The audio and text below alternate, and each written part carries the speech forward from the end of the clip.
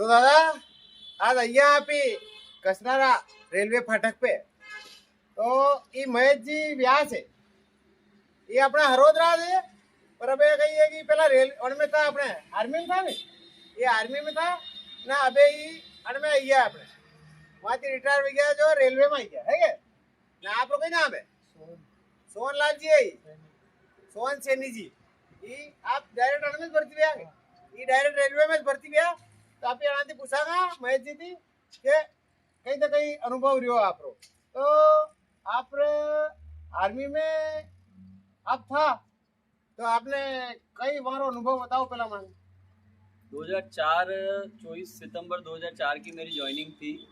Mhow BRO से join होके मैं हैदराबाद ट्रेनिंग पे गया था।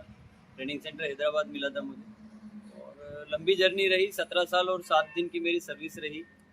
और वहाँ से 2021 को मैं रिटायर हुआ, सितंबर 2021 को। हाँ। और आने के बाद अक्टूबर मैं घर पे आया और 2024 में नहीं 2022 में मार्च में रतलाम मंडल की रेलवे की वैकेंसी निकली। अच्छा। तो ये भरी, मैं 3 महीने घर पे रहा, फिर कंटिन्यू अभी 3-3.5 साल हो गए, 3.5-4 साल होने आए। हाँ। अभी रेलवे में सर्विस कर रहा हूँ। अच्छा तो एज ए गेटमैन। अच्छा तो फौज में आप था तो हमारा भतीजो भी फौज में तो वो बीएसएफ में है तो बीएसएफ वाला वो भी कही रो यार मैं भी छोड़ी निकल के ये नौकरी कर लूँ तो करनी सावे कि नहीं करनी सावे? मैं ऐसा सजेशन दूंगा कि आपका अगर बैकग्राउंड है हाँ। तभी आप बीएसएफ या कोई भी सेंट्रल गवर्नमेंट की सर्विस को छोड़ के आप आइए। हाँ। अदरवाइज आप आपका अगर बैकग्राउंड नहीं है या तो आप घर से सक्षम है या आपकी जमीन जायदाद है, आपके कोई बिजनेस है, तब आप वहाँ से आप अगर लगता है कि मुझे यहाँ ठीक नहीं है तो आप छोड़ के आ सकते हो, नहीं तो आप कंटिन्यू सर्विस करें, वही अच्छा है।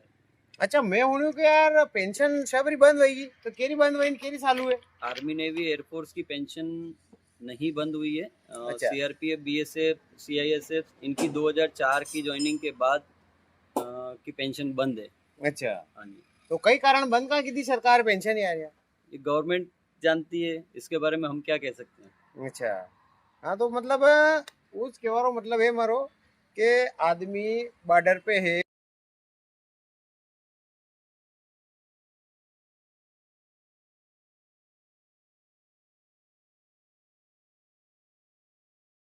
मैं तो नव पीढ़ी जो अभी गई है डिफेंस में या कहीं पे भी सर्विस में, मैं यही कहूँगा कि आपका जहाँ तक बैकग्राउंड नहीं बने या आपका कोई बैकग्राउंड ना हो तब तक आपको छोड़ के नहीं आना है, क्योंकि आपको पहले से ही पता है कि ये डगर बड़ी कठिन है। हाँ। इस डगर पे चलेंगे, कांटे भी लगेंगे, फूल भी लगेंगे, तो वो सब चीज़ें माइंड में सोच के चलना। हाँ। तो उसके बाद ही आपको कोई डिसीजन लेना है। अच्छा। मुश्किलें यहाँ पे भी है। अभी इस साल किसानों की फसल नहीं हुई, किसान भी तो मर रहे हैं यहाँ पे। हाँ। है ना। तो अभी नेक्स्ट फसल का भी कोई भरोसा नहीं है। हाँ, इस साल सर्दी भी ज्यादा बताई है कि 100 सालों का रिकॉर्ड सर्दी तोड़ेगी। तो अभी पिछली फसल से निपट गए। हाँ, अभी ओले भी गिर सकते हैं। हाँ। तो यहाँ पे भी आके आप समझ लो कि मैं बस फ्री हो जाऊंगा, तो वो नहीं है। बहुत जिम्मेदारियाँ बढ़ जाती है आने के बाद, उन्हें निभाने के लिए आपको फाइनेंशियली मजबूत होना ज़रूरी है। अगर आप फाइनेंशियली मजबूत रहेंगे तभी आप यहाँ कामयाब हो पाएंगे, नहीं तो वहाँ आप अगर 60,000 50,000 की सर्विस छोड़ के अगर आ रहे हो तो यहाँ मेरे हिसाब से सही नहीं है। तो यार मारी बात सुनो आप कि सरकार नारो दे मिलो जय जवान जय किसान, तो जवान बापड़ा में बॉर्डर पे मर रहा न किसान या खेता में मर रहा है के, तो न तो किसान आ रहा माल रो भाव न बॉर्डर पे ही है पेंशन। तो यार पेंशन खाली जल सेना ने थल सेना ने वायु सेना अना 3 रे अलावा और बाकी जितनी भी सेना है भले बीएसएफ है तो वही बॉर्डर पे रही थी।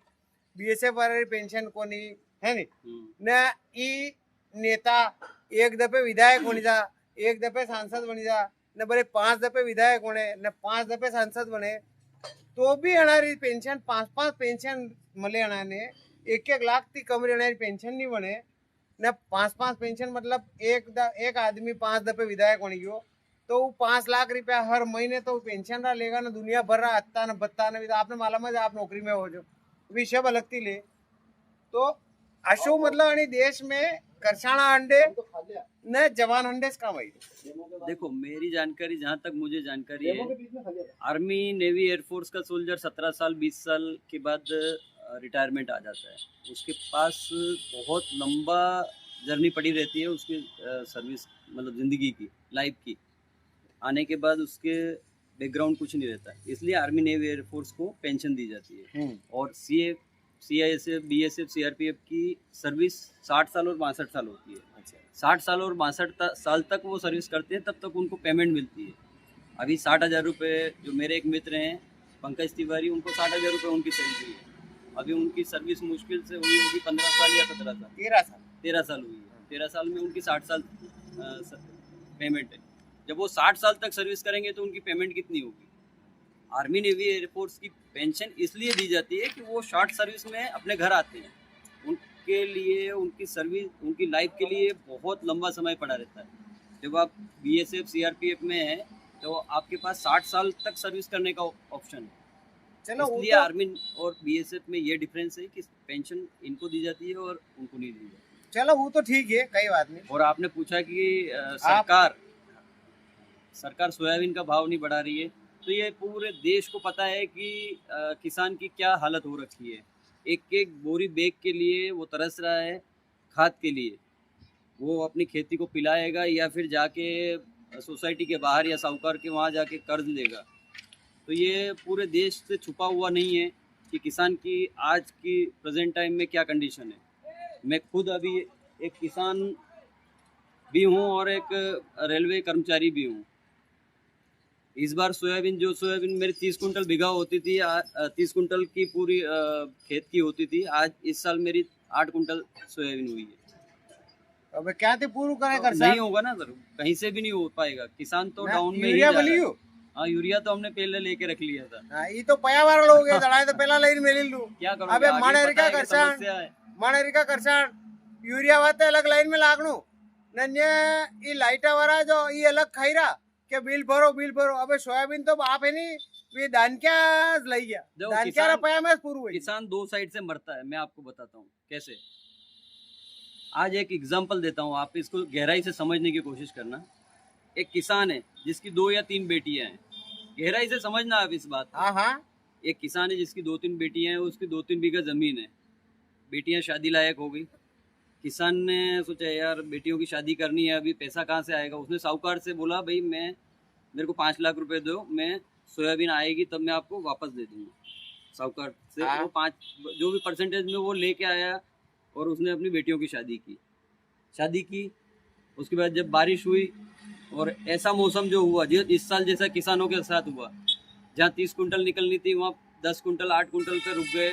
50 केजी 1 कुंटल, किसी के 30 केजी बीघे की हुई सोयाबीन। वो साहूकार क्या बोलेगा, तूने सोयाबीन का प्रॉमिस किया था मेरे से, औने पौने दाम पे उसको अपनी सोयाबीन सेल करनी ही पड़ेगी। उसकी मजबूरी है क्योंकि उसने साहूकार से प्रॉमिस किया हुआ था। चलो ये हो गया, उसने जैसे तैसे। उसके बाद उसको खाद भी लाना है, बीज भी लाना है, खेतों की ये ट्रैक्टर भी चलवाना है, उसने खेतों को दोबारा दूसरी फसल के लिए तैयार करना है। यहाँ तक उसने चलो जैसे तैसे खींचतान के कर दिया काम। नेक्स्ट फिर स्टेप आ रहा है उसके बाद साहूकार का, क्योंकि वो पेमेंट तो दे नहीं पा रहा है। 5 लाख रुपए बहुत बड़ी होती है पेमेंट। ब्याज दे दिया मान लो। उसने फिर साहूकार से प्रॉमिस किया कि मैं आपको इसमें दूंगा, रबी की फसल में दूंगा, है ना, खरी की या रबी की जो भी फसल बोलते हैं, मेरे को इतना नॉलेज नहीं, उसमें दूंगा जो गर्मी के आती है, लगभग सर्दी के बाद और गर्मी में आती है। उसने बोल रहा भाई मैं तब दूंगा आपको। तब जाओगे आप, किसान का जैसे ही खेत से माल बाहर निकला, सोसाइटी ली हुई उसने, सोसाइटी वाले बोलेंगे 31 मार्च तक आपने सोसाइटी भरनी है, वह भर देगा। तो उसको फिर अपने जैसे सोयाबीन उसने औने पौने दाम पे, शुरू में जब सोयाबीन आती है तो सब जानते हैं कि सोयाबीन के क्या रेट होते हैं, 3500 3000, बस मैं बेची 3300 रुपये में। 3300 रुपये में आपने बेची, तो मजबूरन उस किसान को दूसरी फसल जो 3300 में उसने सोयाबीन बेच दिया, दूसरी फसल जो उसने कमाई है वो भी उसको औने पौने दामों पे बेचनी ही पड़ेगी, क्योंकि साहूकार उसके छाती पे चढ़ पे बैठा हुआ है कि भाई पैसा दे मेरे को, तूने सोयाबीन का बोला था, सोयाबीन में नहीं दिया, अभी मेरे को दे। यहाँ सोसाइटी भरनी है उसको, घर का, और एक लंबा गैप बन जाता है। कौन सा?